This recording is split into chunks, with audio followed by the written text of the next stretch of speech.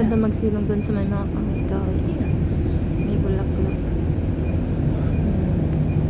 Pag winter, tumutubo yung mga bulaklak. Mga flowers. Hala, brother.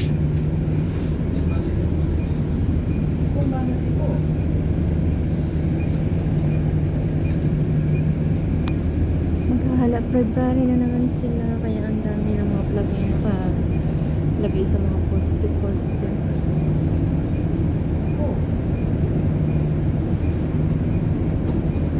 Dito yung nakakainis sa side na to palaging traffic. Minsan may mga aksidente, minsan traffic. Ayun yung airplane. Sana.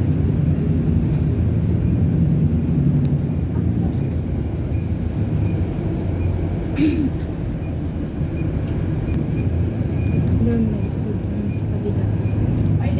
So, saan pumunta doon? Ayan. Sa likuran ng mga market. Meron suit.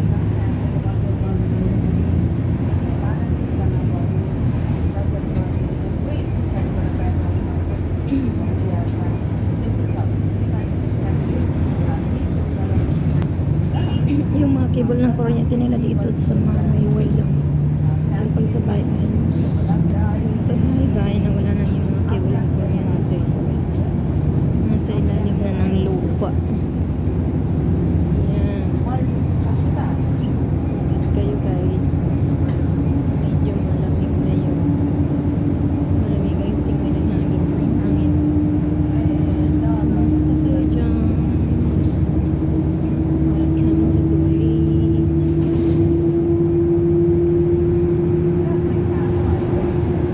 Sarap na gano'n. Magpunta ulit sa Juma Market.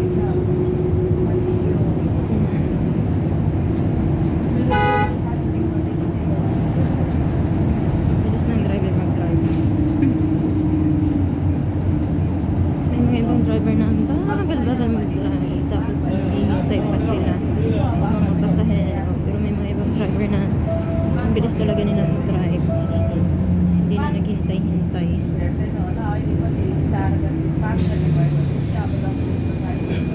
Kami dumadaan sa Juma Market.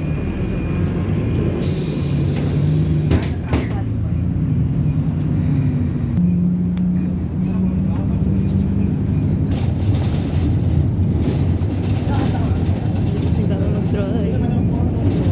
Yan, yan, may mga ibang bus din. So, marami pa lang ano dito, marami ding mga bus dito. So, ayan, may mahabang bus, double-decker bus.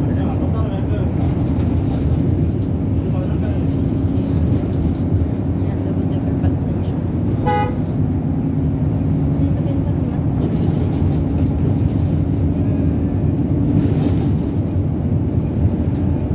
Ganda ng masjid doon.